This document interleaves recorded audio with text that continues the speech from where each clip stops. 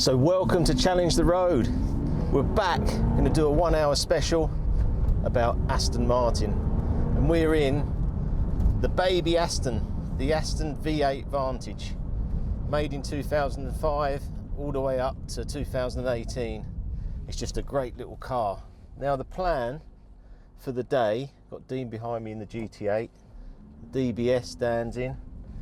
We're going to talk about how I could improve this Vantage and make it into what I would see to be like a challenge the road car, because there's lots of bits I'd like to change, the suspension, the gearbox, the clutch. So I thought, let's get Dean along. I've had this idea for a couple of years and I'm just going to go for it now and get his opinion on it and what he thinks I'm going to do, and if I can actually make our own challenge the road car. That's the plan. Then on from there, we've got the Aston DBS with us, which is one of my favourite cars. Dean's never driven one, so he's going to drive that. Casino Royale was the James Bond film it was in.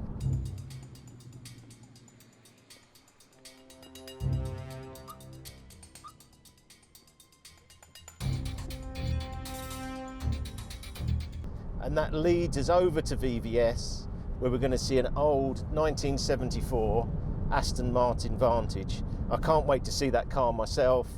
It's in a lovely blue colour. I think it's a Oscar India colour they call it, but it's absolutely fantastic. And as I say, I've never been in one, and I'm going to have a little review of that car with Dean. We're also just going to have a little talk about the second-hand market. What's happening with all these prices? Why are they going so high? And there's some factors that have happened in the last year that have pushed the prices right up. So we're going to go through that too. But yeah, let's head off to Buell and we'll see you there. Oof. Richard has got his work cut out on this V8 Vantage project if he's going to turn it into anything like this. I'm not sure it's possible to turn Miss Daisy into a raging animal. I don't know. I really don't know. You know how much I love the GT8. It's a special car. It makes you feel special. It's not the fastest car on the road, but it feels it. With the manual gearbox, with the grunt, with the noise. Woo-hoo! There ain't many cars on the planet that can do that. And so if he can do it with the baby Aston for a fraction of the price, I'll be very impressed. But this is not an easy target. It is not an easy goal. Good luck, Rich. You're gonna need it.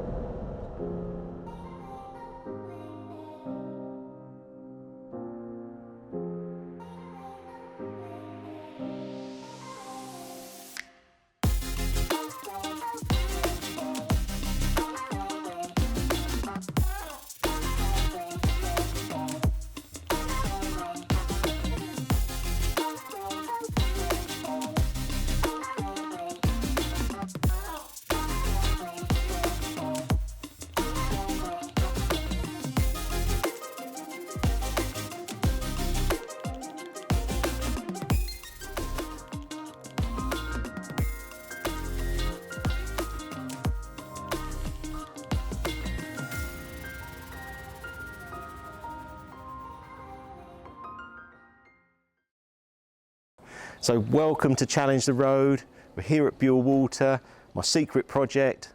Dean's back, our special on Aston Martin. I know, man. And I'm looking forward to it because this is the start. You haven't actually modified this at the moment, have you? No, this is exactly standard as it was. And I know it's a fraction of the price of the GT8, but you are going to use the GT8 as your role model, and you're going to try and get this to as close to that as possible. And I think we should call it, rather than your V8 Vantage project, I think we should call it a V8 Vantage challenge, because I think that is an almighty challenge, because that is an animal. Yeah.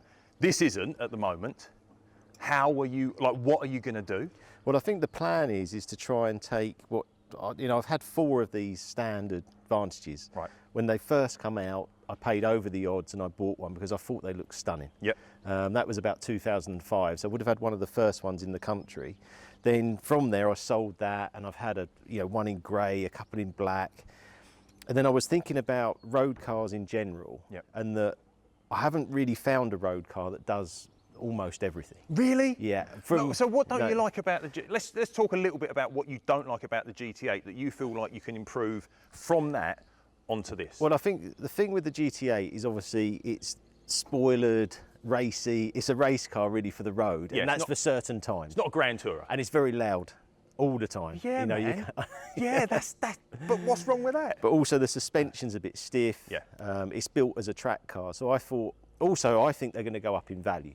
Yes. As you know, so that's not in everybody's market. No, and I thought if I made a challenge the road car from a V8 Vantage, these could be not affordable, but if you were at 50, 60k, you could have an amazing time with one of these cars, because I know the engine and that is not hugely different. Right. You know, you're 4.3, that's 4.7. Yeah. But they only gained about 50 horsepower. How are you going to, because the weight reduction is quite big from this to the GT8, how are you going to tackle that? Well, I think that's probably about 90 kilos lighter. Right. But there's certain things with this I can do. I mean, changing the battery will take 40 pounds out. Right. The exhaust I can take 66 pounds out. Right. You're going to put more grunt on the exhaust, though, surely? Yeah, I'm going to make it sound and put a valve on there so it's quiet at the start. I mean, I can't take that out at night because it wakes Jenny up. Yeah. You know, if you turn it on... I'll agree with you there. Yeah, that is extremely loud and proud, and there's no getting away from it. This is ever so quiet, and I do feel like when you drove past me earlier, it needs a bit more up the backside. Yeah, and these are very easy to tune, though, and make better. I mean, there is even a valve, like a little chip on the back, a fuse. Right. You take that out, and it makes it loud. Okay. But all the time. Right. So I want to try and adjust that. And then with the suspension and stuff, I want to bring these wheels out a bit. I mean, this is a standard car that I bought, very low mileage, like we said. So this car was at different airports for prizes. So you pay £20, you get your tickets. Yeah. And that's why you see the little marks on the back there, why the door doesn't, keeps closing. Because Mum, Dad, and little Johnny going basically around. had a photograph of it on their way to Portugal. So when I saw the advert, I thought, well, 1,000 miles. Yeah. Aston Martin Vantage. I thought, well, how can that be? So I rung them and I bought the car, and that was how it was. So 2018, it come out of Gatwick, and then a guy owned it for about 1,200 miles or so. Right. And now we've got it, and I thought it's a perfect car. So the only thing we changed was I went to the wheels in a gloss black. Right. And then I'm going to keep the outside pretty much as it is, apart from some spaces. And that's going to be the trick, is can I get... we've got the guys at Race Room with KW suspension and that. They're going to build something for me a bit bespoke. So it's drivability that you're looking at trying to mimic the GT8, not aesthetically. Yeah, I think if you tried to do that, it'd look chavvy. I think it would ruin it. Yeah. And I think the lines of this car you can't really improve. I know I can improve stuff on the clutch, the area, the flywheel, the drivability, absolutely. I know I can change that. I can change the settings on the suspension. I mean, I've been out, obviously I've got the 22B, the M3, different cars that I like certain elements, and then I'm going to try and pull them over to here. Well, you've got a great frame and a great chassis. The one thing I would say as a lover, and you know I do, on all the shows I'm loving and comparing everything against a GT8, is that once you get used to it, it's perfect. I think it's absolutely awesome. But when you do get into it for the very first time, you do feel like the steering's a bit heavy and the gear changes are a little bit sort of firm / clunky. And like I said, you do get used to it and it works with the car. But as an everyday daily driver, or going out for a weekend and driving to Wales or something, it could get a little bit monotonous. Well, I think what hit me was when you done the first video in the GT8 and you went out, and obviously I sent you that Auto Express video, didn't I? And the guy said, if you won the lottery or you wanted one car as a present for yourself, it would be that one. And I bought the car as soon as he said that. Well, see, that you would also think that would kind of influence you in the way in which you see it, because a guy that is obviously extremely experienced in the automotive industry thinks it's the dog's dangly bits. But if you remember that very first video, I also said that I'm not a great lover of this shape Aston Martin Vantage. Yeah. I never have been. I felt like it looked a bit soft, a little bit sort of tame, and I felt like it needed some sort of evilness to it. And that's why I love the GT8 so much, because it's the Vantage that I'm not a great lover of, but it's turned it into one of my favourite cars of all time. And so that's why I'm so passionate about it. And that's why I'm so interested as to see how you can, not necessarily from the outside, but how from the inside you can make me feel like I do in that. I mean, I know I can make you feel like that in here. Yeah. No problem dynamically. You don't feel bad in any Aston Martin, though. Let's just point that out. I think that the big thing with that was obviously it's all carbon fibre, wide body, was a GTE Le Mans winning car, Yeah. and it's a replica of that, but the actual driving of the car is not a huge amount different. I know that to here, and if I can get this looking what I would call almost not understated, but just looking really classy. A wolf in sheep's Yeah, clothing. and then you go out Yeah. and you know you've got the ability that it's one of the best drivers' cars. Yeah, because I will say this, if you drive this up to the lights, I feel like for the vast majority of the time you're going to feel like a king. Until someone pulls up next to you in a GT8 or a DBS, and then you sink into your seat, don't you? And you're like, oh no, why me? And so if from the outside it doesn't look like that, but from the inside you can make it feel like either of these two. Yeah, I think also then it ain't going to matter so much, is it? for me sometimes it's nice to go out and it's not so showy and stuff. So if I want to take this out, Yeah. but I know it drives brilliantly. Yeah. I feel that's a really nice car, and also I think again there was a lot of these made. I say a lot, about 3,000 a year. Right. Now I think the availability of GT8s is going to become a very scarce car. Yeah. And we mentioned that a little while ago on Yeah. one of the other shows. That's at the bottom of the market. I see that in the next 5 years just skyrocket. It's got to. Well, when The you were price of driving that. it today, it looked spectacular, and I think in the colour, that black is awesome. It felt all right too, mate. I know you enjoyed it, didn't you? I know. But you know, just on this one, I feel that these cars at the moment are at a level where very good value. They did drop down to sort of 18 to 20k. Right. They are now picking up. Really? Yeah, I know. Under 20,000 quid, mate. I paid more than that for a Mondeo. Well, now you're looking at, I mean, I paid 40,000 for this with 1,000 miles. Right. And how much do you reckon you're going to spend on this? And where To you're get going it to right. stop? Yeah, I think it's going to cost about 10k, Right. but I think it's the development time. Yeah, That's I was what I'm gonna going to say that. enjoy. It's going to be, it's the suspension really that's the key for me, the gear change. There's bits on the clutch I'd like to do. Yeah. There's bits I've seen that maybe other people haven't. But you're just going to keep adding to it as and when you see fit, like almost like when you're cooking, you dip your finger in, have a little taste, go, it needs a little bit more I salt. pretty much, know what I'm going to do now. Right. I've done quite a lot of research, and it's just a case. The problem at the moment is getting parts. The exhaust is 6 weeks. The seats might be 2 months. And again, this is a problem of everything at the moment. There's a shortage of materials. Well, I've had my second jab, so I've got plenty of time, mate. So the next bit is we need to go out in the car, Dean, don't we? I need to go through what I like, what I don't like. I've only Yeah. driven it about 10 miles, so it's good for me to get back in because I haven't been in one for probably, I don't know, 12, 14 years. I'm going to be your harshest critic as well, because if you think you're going to get this anything like my baby here, or you're my baby, a royal mine, then yeah, quite frankly, I've just came straight out of the GT8, so it's going to be a really nice comparison as well Yeah. to see how far I think you need to go, Yeah. because from the outside in, it's quite a big gap, but it Yeah. might not be. Yeah, I think it'd be interesting. And as I say, once we're in it and we drive it, experience it, and I can show you what I feel, then you can have a go and see what you feel. But it's nice you have been in the GT8 earlier to get a feel of where that top It's performance the only is. reason I'm here, man. Okay, well, let's go in and let's go for a drive. Come on in.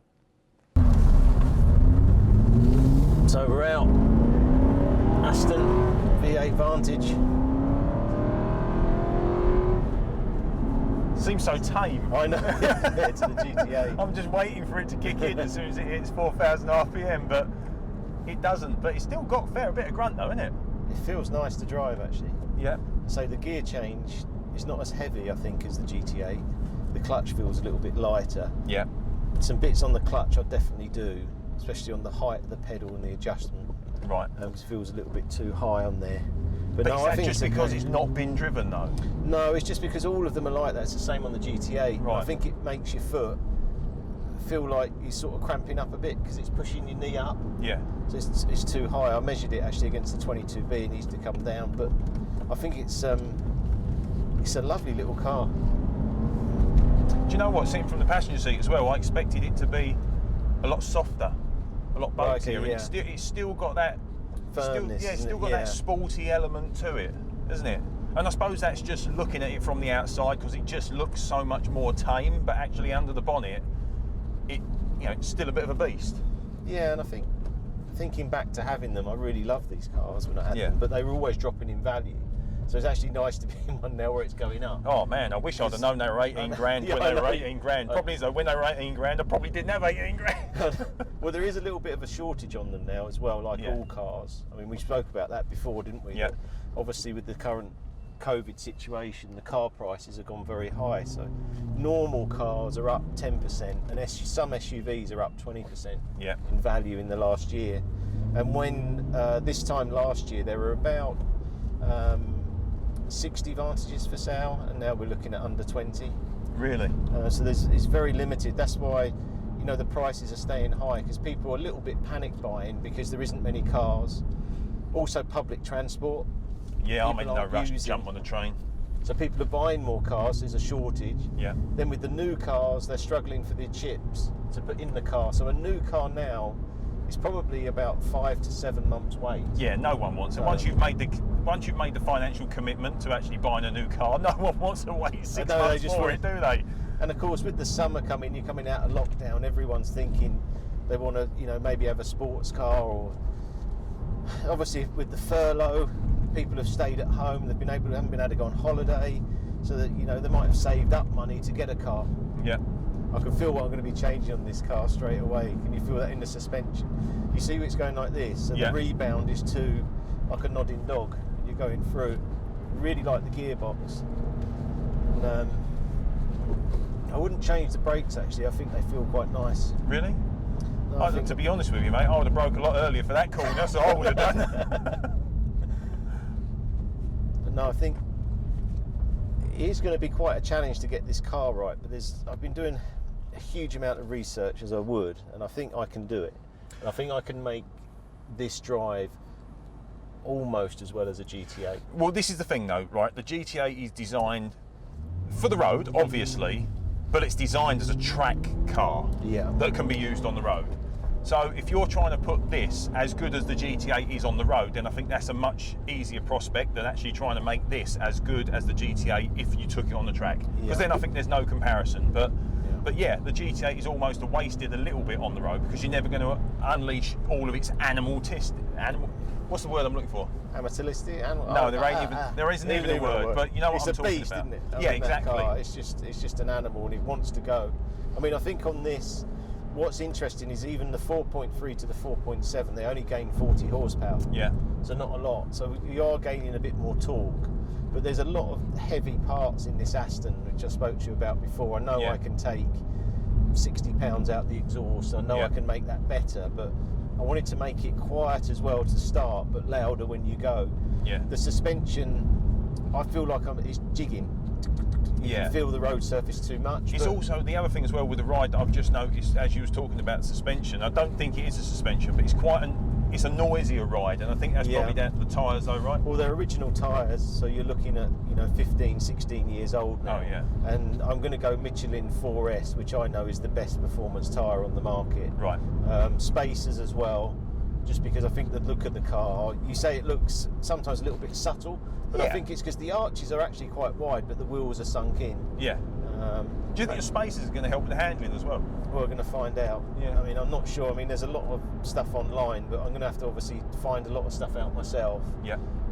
KW with the suspension, we're going to have some bespoke springs and change these damper rates and get it perfect. I mean, I would like to see more of the car being not very fidgety at normal speeds, so it sits very nicely, very compliant. You hardly have to hold the wheel, and then as you get going, you sort of build up that momentum, and the suspension's not that nodding dog effect. Even when you brake, it's staying at the same level. I also feel cars have got quick enough, so when this car come out, everyone said it was too slow. But how fast can you go? Well, it's the old analogy, isn't it? It's better to drive a slow car fast than a fast car slow. Yeah, I mean, and this is plenty fast enough.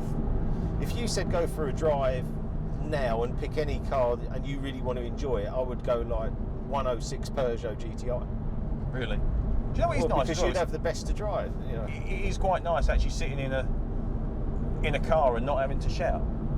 Yeah. But then you don't generally talk when you're in the Aston Martin GT8 that much, because you're both sitting there with a massive grin on your face, because it's the way it makes you feel whether you're behind the wheel or whether you're in a passenger seat. I don't really have the stereo on in there. It's got a stereo, has it? Yeah. Has it got a stereo? And even here, like, I can put Apple CarPlay in here now. Yeah. And then this brings this up to date. I mean, I'm not sure on this design. It looks a bit cheap. I don't mind the wheel, man. I don't mind the wheels. No, the wheel's nice, but on here, this is a bit of a cheap design. This could be better. But then you're talking about... To drive, I feel it feels nice. You are talking about a car that, remember, is like 10 years older than the GT8 as well. So it's good. There are going to be things in here that feel a bit dated, that just aren't quite as nice, ain't quite as pleasing. But they are only small things though. To drive, I'm not feeling much difference between them. I'm not underwhelmed by it at all. No, at all. At all. And I think, you know, value-wise, it's a fantastic proposition. But say, you know, this is a one-off though, right? I mean, there ain't many of them around with 1,800 miles on the clock. I know. It was a bit of a steal, really, to get one.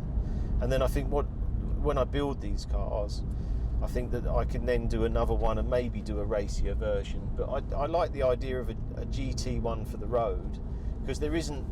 I say my favourite car is probably like the M3 E46 on the road. Yeah. But that's still got a few bits. But you have got a boot. Yeah. In this as well. So if you have a 911, you haven't got much room at all.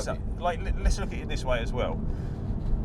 When you go out in the GT8 of a weekend, you instantly ring me and you're like a kid in a sweet shop. You're like, I've just been out in the GT8, and I live in a different county and I can hear you from there. So you don't really want to be racking up miles upon miles upon miles in the GT8 every single weekend throughout the entire summer, year after year. So if you've got a car that you can put those miles on, and inside, okay, outside doesn't look the same, but inside makes you feel just as good, it's a winner, right? Yeah, and I think the way I see it with cars, especially, there's quite a lot of these made, but people make what I call bitsers, where they just add little bits on, like they do a carbon lip and a little bit here and they add it, and that's the fun of cars. That is fun. Yeah. But I think that some people would maybe like, if I put this car together and you just buy it as it is, and I just go and buy the Vantage, and then I make it exactly as it should be from how I feel of driving and having, you know, a huge amount of experience of road cars. I think there's an opportunity there. Oh, 100%. 100%. Yeah, you know, and it's a nice sort of, like I said to you, it's almost like if you run your own business or you've done well, and you want that little present for yourself of a special car, and you know when you're driving it, it's absolutely perfect for road driving. You can't get a better experience. But you've also got I'll say it feels like low key, the car as well, outside. I certainly don't feel as special whilst I'm in it. I'm certainly not underwhelmed. Exterior wise, it doesn't take my eye anywhere near as much, so you can just sort of subtly drive through a village without anybody thinking you're a tosser. You know, but let's face it, the sort of the tosser-ometer, if you like, is very low on an Aston Martin anyway. Well, exactly. Different in a Lambo and a Ferrari, but if you were looking at the price of this today, in I think it was about 87.5. You're looking at, with inflation, at 135. The new Aston's 150. They don't make a manual. Right. Okay, so you're in an automatic, which is fine. You know, and I think the automatic in that's a great gearbox. But if you want something to just go out for a drive and enjoy driving and changing gear, you haven't got many options. No, you haven't. Because Aston have said they're never making another manual, so that's not going to happen. The last of the Mohicans. Yeah, and you can go out and enjoy it. And as I say, I don't think you're going to lose much money. And I think some of the cars that have these upgrades will become more valuable because the standard car won't be anywhere near as good. Yeah, and using someone with your experience that's driven so many various different top-end motors to try and bring this up as far as you could for that sort of price range, I think. I wouldn't know what to do with it myself. You know, I'd get in it and I'd be like, yeah, it's a tiny bit more boaty, not quite as punchy, but you sort of accept it, don't you, as what it is. And I always have bought drivers' cars, so I've never bought really expensive cars, as in really, really expensive, like £1 million. Yeah. I've always bought cars that I enjoy to drive, and that doesn't matter what the level is. You know, I would be happy if someone said, look, there's a 205 GTI, I'd be over the moon to drive that. And they are now 20 grand. All these cars are going up and up in value. Does that come out? Please. I think the GT8 comes out further. Does it on there? I think so, yeah. Has it got the same handbrake? Same handbrake, flyby. See that? I did learn. First time. I learned something. I might never make that mistake again, mate, let me tell you that. Right. Oh, my. Clutch feel different? Yeah. It feels nice. Get used to it. Yeah, much smoother. Is it? Yeah, well, let's say smoother, yeah, but more like your BMW. Yeah, More like your well, M3. Yeah, it does, doesn't it? Actually, to be fair, that's quite a good comparison, because I thought your M3 was a poor version of the GT8. Yeah. And that's why I preferred the GT8. When we did the road races, I picked the GT8. I love driving the M3, but I thought the GT8 was just a much more modern, better version. And there was a massive gap between the two of them, and this is almost right down the middle of them two. It is, yeah. You know, much more like the M3, much sort of softer and a little bit more playable. You know, just easier to handle. You could jump in this and just drive. Anybody could. I mean, I think with cars in general going forward, you're okay left. How far can you go with a car? Like, what more do you need from a car? I mean, they're trying to put everything in these iPad dashes and that, and it's a nightmare. This, I've got heated screen, I've got heated seats, they're all on a button. Yeah. I've got a gear change. I mean, mate, I've got heated seats in my caddy. Yeah. In my van. But how much further can cars go? And I think that's why people are coming back to these cars. Yeah. What more can you only sit in them and use a steering wheel and the gear stick and what more can you do? Or you just take the driving element away, don't you? But is it a case of you don't know what you got till you lost it? Exactly. You don't know how good these cars are until all the battery powered Teslas and all that stuff come out. And you know, several of my friends have got Teslas. And they're like, oh, it's the fastest car you'll ever drive, but it's soulless. There's nothing about it. Like, you feel sick because you can't, like, your body doesn't know how fast you're going or where you're going. Yeah. Like, Rooney turns his car on. I haven't even got a clue whether it's on or not. He could run me over and I wouldn't have a clue about it. But that's why I wanted to make these cars for people who think, I just want to keep something that I can use. And I mean, the other thing is we don't know where this car market is going, do we? No. So at the moment, if you were to buy a new car, I wouldn't know what to buy, because if you buy an electric car, to me, electric cars are just like buying iPhones. They're just going to go out of date in 3 years, and someone's going to do a battery and it's 500 miles. Then someone will come out and go, oh, I've got 1,000 miles, and you think, oh, I don't want the one with 200 miles, I'll go one with 1,000. Yeah. And then they're going to depreciate so much. So actually, if you look at it from an environmental point of view, if you bought a second-hand Aston, it's a much better bet, because all the stuff's done. Whereas you're producing all these terribly inefficient battery cars. I mean, how are they going to get rid of these batteries? Oh, I have no clue. You have to ask Elon Musk that. So I think, you know, for me, like buying a car like this and having that enjoyment of this, you're not going to be able to do it again, are you? You're not going to have cars like this. And how many good ones are there? So it's like it's difficult for me to go and I've got to go and find another one now. I might do a 4.7 one but I think that the benefit with the Aston Vantage is that I always love the shape of it. I think it's a classic design, and I just think it's got a lot of ability. And even driving it like we did then, I think once I get it right and bring it back to you, I mean, we're going to go to Goodwood, aren't we? And I'm going to actually sell this car, put it on the stand, all done, and sell the car. And see, and then someone can have a car that we developed and should be absolutely perfect. Do you know what was interesting? Everyone that walked past when we was at Buell earlier on, and we had the GT8 next to this, most people picked this over the GT8. They did, because it was a bit more subtle. Yeah, a lot of them said, "Oh, I like the silver." Yeah. Oh, I like, you know. Yeah. And you know, it's a fantastic car, fantastic looking. And I said to you about little bits I can do, like on the number plate mounting. There's subtle things that I'm going to do that, even though it'll look the same, it won't look the same. And obviously, you imagine, like we said about tyres, but the technology has moved. Suspension technology's moved. So I mean, I've got KW in my simulator. Yeah, of course you have. Yeah. So. Yeah. Oh. You said you was going to sort the seats out as well. What are you going to do with those? Well, I've looked at new seats with embroidered CTR logos. Alcantara or leather? Since I've been in these seats, I actually really like them. I'm not sure they're quite comfortable enough that I like the bottom lumbar, but I'm going to give them a go and see. Right. Because to save weight on the seat, I like having heated seats and stuff. Right. And if you're going to have a GT car, I think it still needs to be comfortable. So I think I will probably do the bucket type seat on a racing version I make.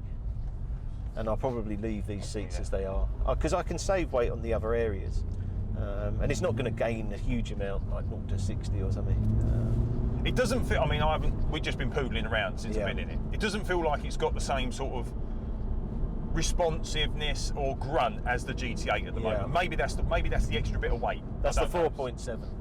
Right. You know, so the 4.7 had a lot more torque, a little bit lower down, and it's a lot more immediate. Yeah. This feels like you've got to get in the revs. To me, it's so quiet, I can't believe it, because I remember that when Top Gear done this, nice and they drive, said, man. It's almost relaxing. Like, yeah, it is relaxing. It's kind of what I expected from it. It's a bit more subtle, a bit more sort of just understated on the outside, and I think it's very similar on the inside. You know, you don't expect it to be like the GT8. However, I will say this. I thought the suspension was going to be a lot more boaty, a lot more sort of, you know, just waving around, and it's not. It's still quite planted. I do see what you mean by you can sort of make it a little bit more sporty, a little bit more responsive, but it's not bad at all. No. It's a brilliant platform to start. I think it's a really nice car.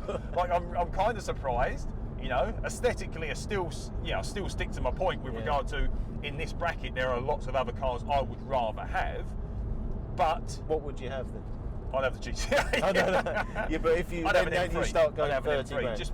And that's just aesthetically for this year. I'd rather have the M3 over this. What M3? The one before? The E46 would it be? Oh, the E46 you'd have there, because they're going up like it's in value as well. Yeah. But it's still comfortable. It's nice. It's quiet, and it does remind me of your M3. So my plan is to have like a valves button here that is quiet, and then you have it loud. It will be as loud as that GT8 when you open it up. See, it's a nice sound. That's nice. But it is nice. I do miss. I mean, don't get me wrong. Not every single day would I want that GT8 rumble in the back of my car, but if it's a weekender, then you do. If it's a daily driver, then this is much more.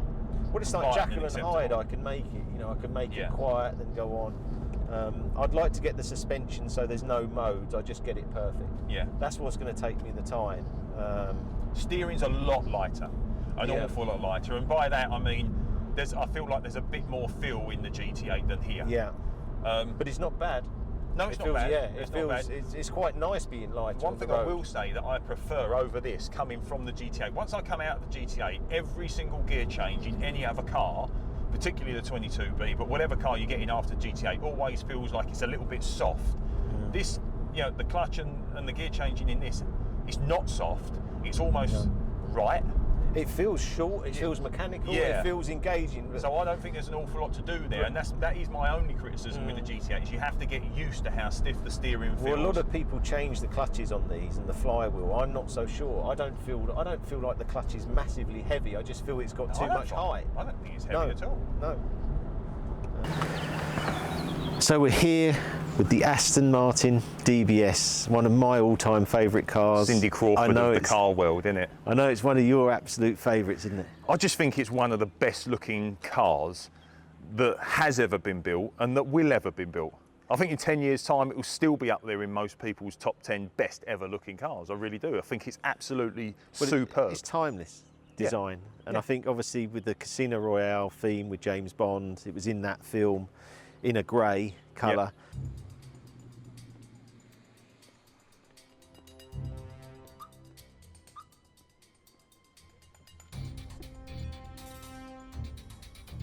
But this is like a carbon black, like a gloss black really. It's absolutely stunning.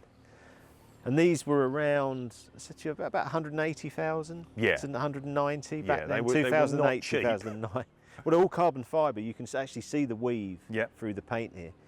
But this is a carbon black edition, so a special black. They only made one per dealership in the UK, so about 50 cars made. Really? Yeah. Diamond cut wheels, carbon ceramic brakes. This was their top of the range flagship Aston Martin. Yeah. And now we're looking, say, between 60 and 80k now. No. For one is that of the these. lowest they've been? I mean, are they at the bottom of the market I think it is bottom of the market for these. There wasn't a huge amount made. I think that, but an automatic, obviously, I had a manual in this and I've had an auto, and I prefer the automatic. I know in value-wise, the manual is about 30k more, maybe 25k more. But I find it more of a GT car. I know you're going to drive it for the first time, and you see what I mean. It's a relaxing car. It's not a GT8, is it? It's not a sports track day like Focus car. But I mean, correct me if I'm wrong, and I may be completely out of the ballpark at the moment, but are they cheap? Because even though I think this is aesthetically one of the most pleasing looking cars of all time, Aston Martin made quite a few variations of Aston Martins, whether it be the Vanquish or the DB9, that looked very similar to this. So does that depreciate? I mean, I know they've got the James Bond, the 007 sort of trademark for this one, but I think they did make quite a few of this car, and there wasn't that many what I'd call limited edition. This is more a bit of a revamp and called a carbon black, but it's not. The performance is still the same. Everything, they couldn't take much weight out of it because it was all carbon. But you could pick several different models, and they all look very similar. And to the untrained eye, you'd go, "Oh, another DBS and another DBS," and they're not, are they? But I think they're obviously expensive to maintain. Potentially got a 6-litre V12. The last service I had the shocks done, and it was probably about £3,200. So quite, but that was a lot of changes. Right, I mean, that's the rear shocks. That's going to last me another, well, my lifetime. I'm not going to do another 40,000 miles or whatever. But I think as a car, the biggest transition I done was the tyres. I changed to Michelin 4S's, and it transformed it. I didn't actually enjoy it that much when I first got it. Even for a GT car, something that you're not really going to thrash. It kept wheel spinning. And it just didn't feel right, and the tyres made all the difference to the car, and I actually really enjoy it now. Well, I haven't driven it yet, but the feedback that I have had is that it can be a bit twitchy, a bit oversteery. Yeah, it can feel a little bit loose. Yeah. But I said to you about the adaptive suspension in this car, so you can turn that on and it goes. I think if you just drive it normally, you're going to find it not wallowy, but it's very soft.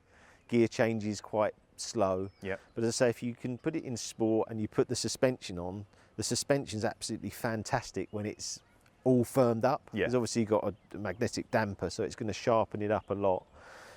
I think for me, when I sold the last one, I think I sold that for about 72k. Right. I really missed it, and I couldn't think of a car that looked any better than this. No. It makes you feel $1 million. It's an Aston Martin. I think, like you're saying, it just seems like a huge amount of car. Yeah. If you're looking at 40 there and then you're looking at 80 here, this doesn't make sense. This is the thing. If you go to your school reunion and someone says, "What do you drive right now?" and you go an Aston Martin, and you walk out and you show them your DBS, they're like, "Oh, okay, you made it." Yeah, that's it. Like life complete. And I think the DB9 was maybe a problem for this car because that was a stunning shape. Yeah. It was a 6-litre V12. It didn't have the spoilers and that, and a lot of people like the more of actually a V8 Vantage shape. I actually prefer this. I think with the way it's done, the side skirts, the scoop on that bonnet spoiler, I think this is on par. It's a slightly bigger motor. It looks a lot bigger in pictures than it does in real life. I'm intrigued to drive it because I'm not expecting sporty. I'm not expecting super compliant around the roads, but I'm expecting to feel quite special in it and for it to be kind of comfortable as well. It's very comfortable. I want to hear that drive V12 roar though, mate. Yeah, I mean, you've got a 6-litre V12, 510 horsepower, but it's the way it's a very linear power delivery, so it's very smooth. Whereas the V8, like when the GT8 is trying to snap you to the red line, this is just all smooth power. Nice. And I remember sort of different videos I watched. I remember Jeremy Clarkson driving this car, and he said if I drove it to the south of France, I'd be happy if I didn't have any swimming shorts, so I could drive all the way back home and then come all the way back. I remember because that he line, loved that, didn't he? He absolutely loved that. You know, he loved the car, and they had a green one, I think, and he said it's like bite the back of your hand, gorgeous. You know, and that's this shape, isn't it? They it's are. Absolutely stunning. They are. Look, we all know that I love the GT8, but I'm not sure I'd want to drive the GT8 150 miles somewhere. And would you say the GT8's double this value? Double the price? Yeah. It would be hard for you. I don't know. Look, I love the DBS. I think it's one of the most beautiful cars on the planet. But when it was sitting behind me on the road earlier and I was in the GT8, I've got to be honest, when I'm in that GT8, the whole world just seems so dull in comparison because it is such a special... It's an adrenaline rush. It is an adrenaline rush. Yeah. And that's why I'm intrigued to see what this feels like. Because actually, when you're looking at poster cars, this is going to be almost every single car because it is absolutely beautiful. That's why I said it's the Cindy Crawford. It's timeless. It's always going to look stunning. Yeah. Even in 20 years' time, when it is an old vehicle, it's going to look beautiful. I think they're two different cars. The GT8 is much more sporty, much more track focused, and so I compare that against other cars. Whereas this, it's much more of a sort of you'd compare it against a Bentley, I guess, as opposed to a Ferrari. So. Yeah. Yeah. Or the Jaguars, you know, Yeah, or the Jags, but yeah, they absolutely. had a supercharged engine, Yeah. naturally aspirated in here. That's why it's so smooth. But yeah, they done. I mean, I don't know what you could do to make it any prettier. I don't think there is a car. Well, stick almost me in as it for pretty one. as this. Well, I'm not sure that's good. But I mean, for me, I think when it first came out, a point you said earlier was it feeling a big car. I think Yeah. because cars have got so big now, Yeah. this doesn't actually feel that big, does it? No, it's not. If you look at a 911 now, it's a huge car. Yeah. But this actually looks like correct. It's nice on the road. So should we get you in it then? I think less talking, more driving. Yeah? Over to VVS? Over to VVS. Okay, let's go. Right then.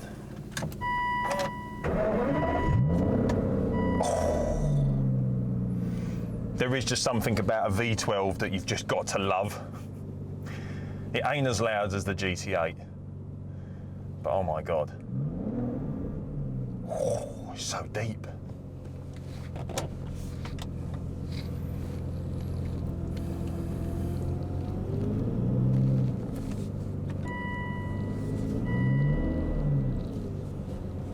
Hold on, no one's told me how to get it into auto.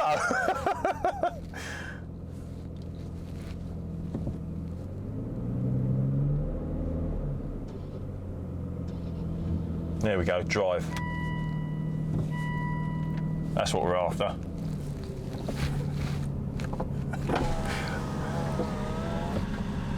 I had another one of my moments.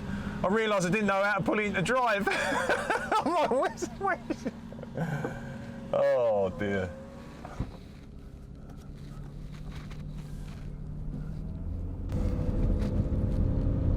I'm not one of them people that's got an awful lot of Aston Martin experience, so I can't compare this against an awful lot of cars.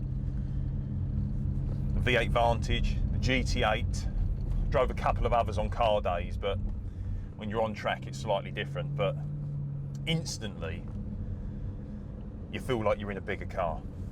Instantly you feel like you're not in quite as sporty a car as the GT8, but you are definitely in a legitimate GT car that you could drive to the south of France like that.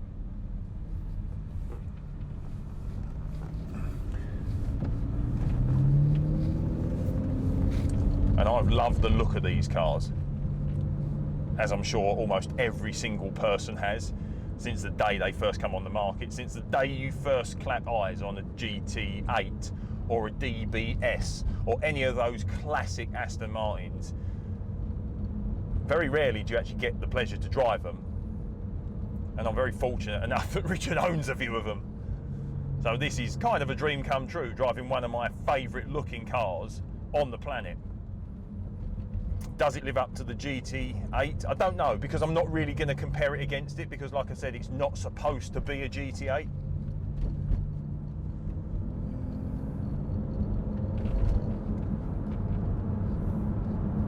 Still got that deep, boring V12 in the back though, which still gives you a bit of a sort of butterfly feeling in the belly. And it does feel much heavier around the corners, even though I've only just literally taken 2 or 3. You can instantly feel that. But he did say, stick the old suspension button on, because it firms it up and makes it a bit more responsive. And to be fair, instantly, the ride's got a little bit firmer. And it feels a little bit flatter, a little bit less boaty. But that boatiness, you can forgive it, because it's not supposed to be a track day car. It does make you feel special though. It does give you that sort of feeling that the GT8 does, with regard to you don't have to drive it fast to get the very best out of it. It helps, but you don't, because you know it's an awesome, awesome beast.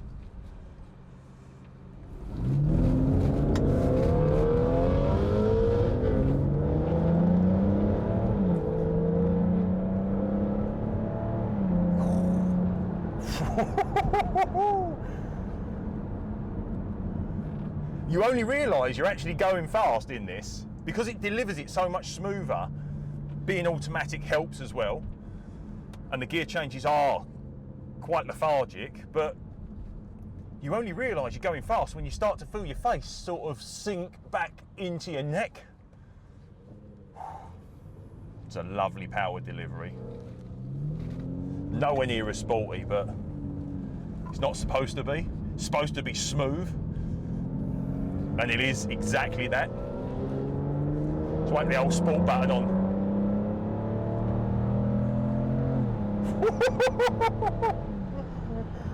Oh dear, feel a bit sick. And that's a good sign.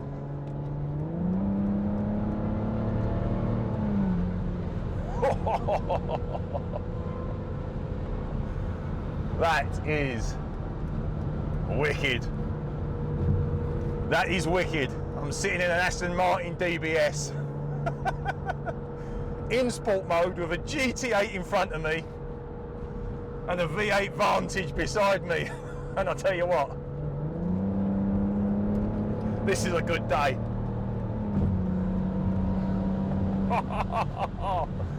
Oh my word. Oof. I'll tell you what, you can get very fast, very quickly, without even knowing it in this thing. Oh, there's Richard in his GT8. My word. This is everything I hoped it would be. Everything. Bigger, bit heavier, a bit less responsive, a bit less feel, but no less special. No less special at all. And I'll tell you another thing, so much easier to drive. Yes, it might be the automatic gearbox that helps, but it's a bit less loud when you want it to be. It's just an animal, isn't it? But it's just so comfortable. I feel very surrounded, very safe. Really chilled out. I feel really chilled out. And literally, at any moment, whenever I want it, you can go from a serene drive around the Kent countryside into literally letting all hell break loose.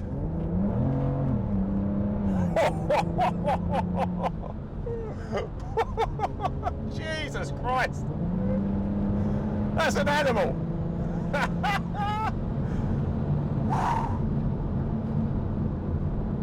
Oh my word!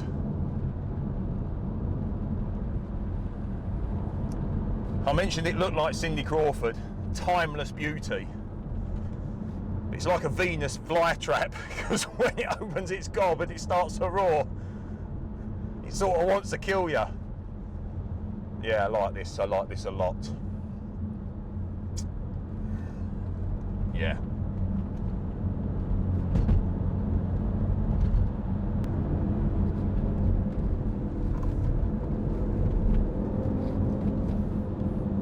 See what these paddles are like. 6-speed automatic. Let's get these flappy paddles working. Oh! The downshift.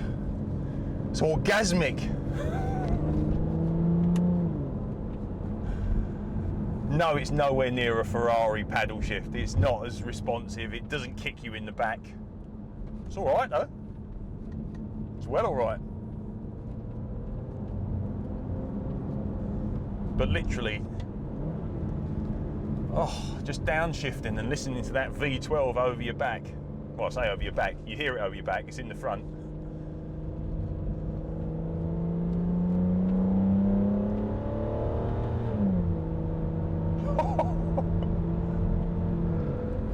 It's just loud enough, it's just deep enough, it's just aggressive enough.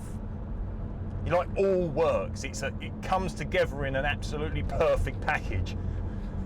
And you know you're just sitting in one of the most beautiful cars that possibly ever will be made. It's just wicked. I absolutely love this. When it comes to the actual performance of this thing, it's got as much speed as you'll ever like. It actually handles, once you put it into sport mode and tick that suspension button, which obviously stiffens it up and makes it a bit more responsive and sporty, it's nowhere near as boaty and as soft as I thought it was going to be. I thought it was going to be much softer, being a Grand Tourer, but at the same token, it is not firm. Like, not to the point where it'd ever be uncomfortable. You could literally drive this to any country in the world and you'd never be uncomfortable.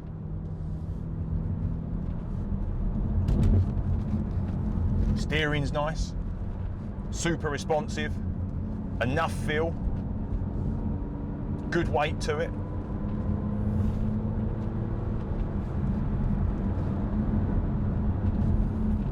I can't find anything I don't like about it.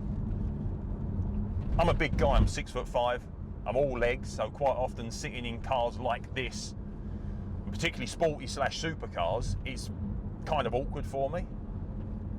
I feel so comfortable, I could be here forever.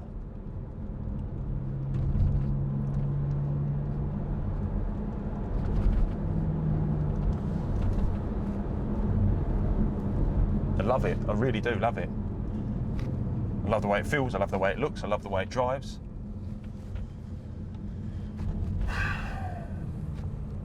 I might sack off VVS and just go straight home.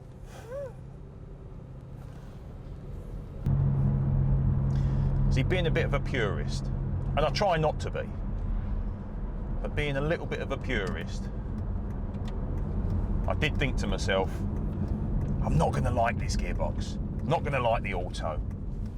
It's going to feel a bit boaty after coming out of the GT8.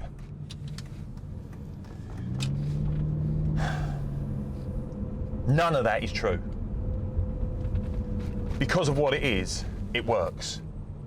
I don't think you'd want one of these in a manual. It's too hard to work. If you jump in your DBS, you want to just chill out. Yeah. Mega man, absolutely mega.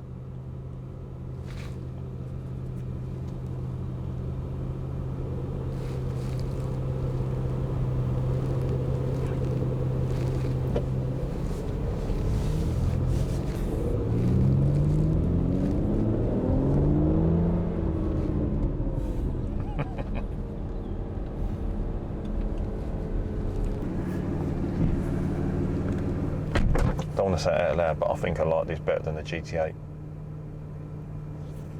It's close, but if I had to pick one, I'd probably pick this. Just don't tell Richard. So we've arrived at VVS. Dean, you drove the DBS, Yeah, I did. and we're all the way to VVS. How'd it go? You're a poet, you don't even know it.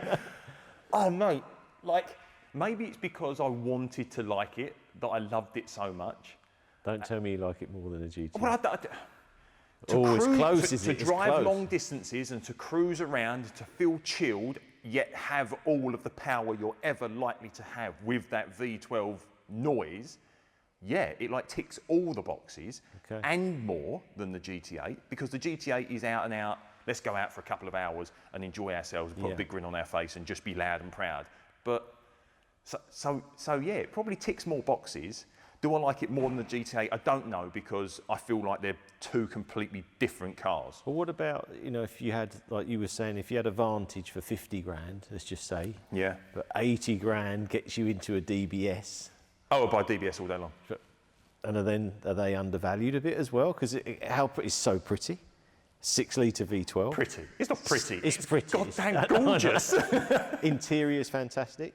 It's so comfortable, mate. I'm a big guy, right? Not one point did I feel uncomfortable. I felt like I could drive that to the moon and back. What about gearbox? Because obviously a lot of people didn't like the automatic. I do. It's a Tiptronic, but it's... The fact that it is a Grand Tourer, and the fact that I wouldn't want to take it out as a weekend, and I would want it either as a daily drive or to take it on beautiful, wonderful road trips to places far and wide, I'm not sure I would want a manual in that. It's easier to drive. And yes, like the gear changes and the gearbox is a little bit boaty, but it doesn't matter because it's not a sporty car. It's a Grand Tourer, and so you don't want anything to happen in a rush. You want it to be a little bit more... And it revs slowly and then builds and builds. That, mate. Yeah, it revs slowly builds. to a point, and then all of a sudden you start feeling sick and you realise you're doing the speed limit and so. Well, it's a quick car. When it gets when it gets momentum. Very quick. And because it's not massive, but it is bigger, and it feels bigger and heavier when you're inside. But you get to some seriously scary speeds very quickly in it without you knowing. And it's only really because you've got the V12 singing at you that you realise, I'm really surprised actually. I wasn't sure. I really loved it, and it's very similar to when we drove, or when you let me drive your Murcielago. I've wanted to drive that poster car forever, and yes, it was uncomfortable and bits of it were awkward and stuff, but it never let me down. It scared me, and it made me feel like I thought it would. And I never had any of those feelings in the DBS, but it made me feel super special, and it was exactly how I wanted it to. And yeah, I like it a lot. I really like it a lot. It's a mega car. So I had a manual one. I didn't actually enjoy the manual gear change that much. Right. But yeah, I'm pleased I went with this Tiptronic.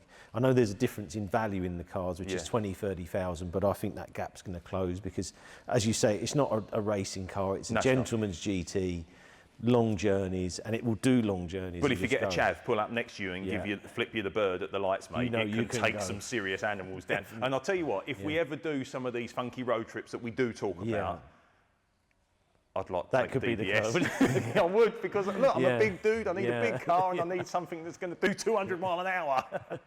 Yeah, mate, it's wicked. Well, we're here at VVS because of this car. Yeah. We've driven the Vantage, the baby Vantage, let's call that. You've driven the GT8 today, and now we're back in a 1974 Vantage from Aston Martin. Yeah. Now in 74, the company actually went bust, and someone took it back over. In 1977, they produced a Vantage with this 5.7 engine, and it became fastest. It was a new lease of life for Aston Martin, let's be honest, wasn't it? And it was, I remember seeing one of these. I was down in Horsham training, and my mate's dad bought one of these. God knows what he did for a living, or how much he had, or how much he bought it for back then. But I remember looking at it thinking, God, that looks massive. Yeah. And it does. It is that's what I thought. It's quite a large car, but mate. it's like a muscular car, isn't it? It's like, well, put it this way, I look at this and I think if you're going to own and drive one of these, you need to either own an amazing moustache or smoke a pipe. And you have to have some serious stories on you, because if you come out of here and you're shallow, it just doesn't work, no. Well, if you look back at, Aston's history, obviously it had this history of going bust, and then the Vantage was a good car for them. And then obviously the newer Vantage was a great seller for Aston again. I mean, I've come in today, and this is the second time I've seen the car, and I love the shape. I love the way the tyres are almost out over the arches. We had a quick look at the engine, didn't we? That was fantastic. Huge. Huge exhaust on the back. I mean, we are going to start it. You look at the exhaust and you just think, that's got to sound amazing. It's interesting how heavy everything is. The doors and that open, but that feeling, that clunk. Yeah, it all feels it's quality. But from yesteryear, isn't it? And the smell when you open it up, the smell of, it's not even petrol, it's like polish, but it's cool, it works, you know what I mean? It's like a new pair of trainers, but sort of old at the same time. I know absolutely nothing about this, to be fair. But I do know if I'm looking at something pretty cool. Yeah, that's what I think. It's a really cool wall car. Yes, absolutely.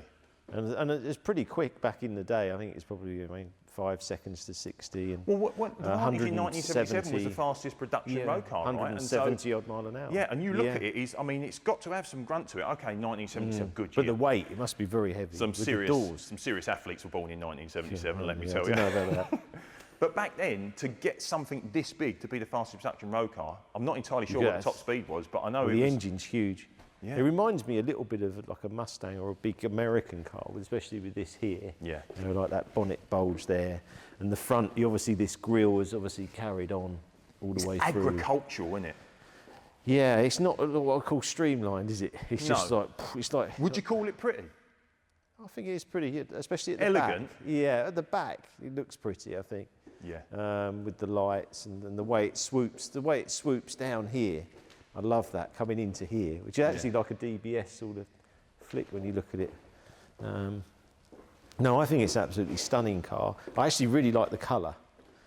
I think the colour suits in any modern day car. This colour's going to look absolutely awful, but it fits this age and this car. But you know, like the one thing I look at this car is it always makes me smile when you think back to Top Gear and James May's description of it. Yeah. And I watched it for the first time this morning, even though I'd seen it many times before. And it give me goosebumps when he turned around and he said, back in the 70s, the Aston Martin was, if it was a guy in a pub, it'd be the guy sat in the corner with his nice pint of best, doing the crossword, and up on the bar there'd be all the Ferrari and the Maserati and the Porsche guys all giving it one of those. And all of a sudden, the Aston Martin guy just goes, right, I've had enough, takes them outside and gives them a good thrashing.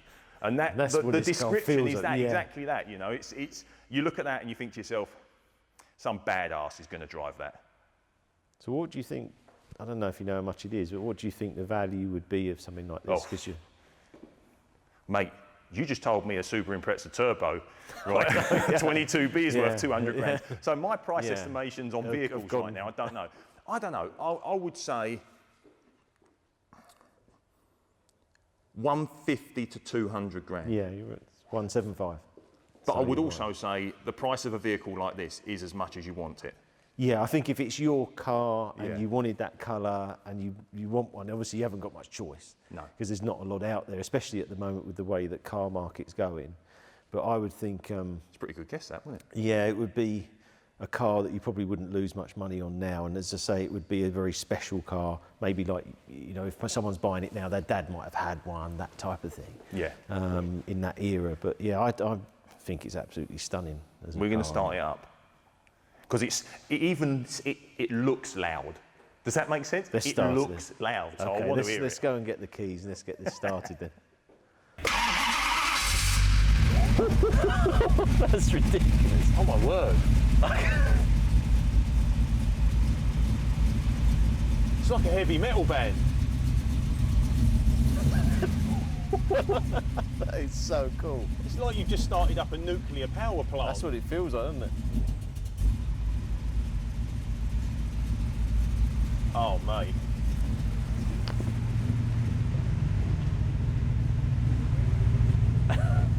Oh, I'm getting all the fuel over. Getting covered in fuel.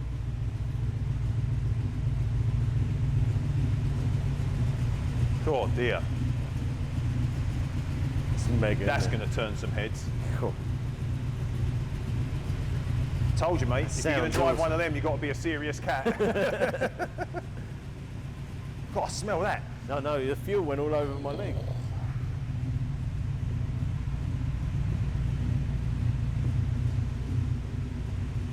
That is incredible. What a day. Aston Special. Best of British, isn't it? Does it get much better?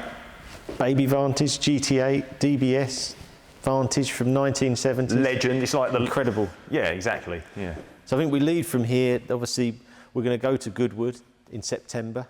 You've got a lot of work to do between now and then, mate. I will get that car ready, don't you? Remember, it's not a project, it's a challenge. It's a challenge, okay. Well, I'm going to get that car absolutely perfect, don't you worry. Good lad. It'll be the best road car. You wait. I can't wait to get you back in it, because now you like the DBS, I can take bits of that to the Vantage. Absolutely. But, yeah, can I drive the DBS to Goodwood? You love that car, no? I do, yeah. It's wicked, man. Well, it's so beautiful. And I've been waiting so long to drive one, it just ain't let me down, so... Yeah. Well, we've had a great day, and thanks to VVS for having us here. Buell Water, it was a great location today, and the weather was brilliant, wasn't it? Beautiful day for cars, beautiful day for driving. Felt like the first day of summer. Yeah, really. And hopefully that weather's going to really change now in the UK. Back out of lockdown as well now, mate, so we're actually allowed to be in the car together, so it's nice to actually have some interaction. Plan these trips. Well, great. Thanks for watching us today. I hope you really enjoyed that. So we had an absolutely ball here. All the Astons we've been, and to see this 1970s car just really caps off the day. So please like and subscribe our channel, and we'll see you next time. It smells good, man. It does, yeah. It smells so good.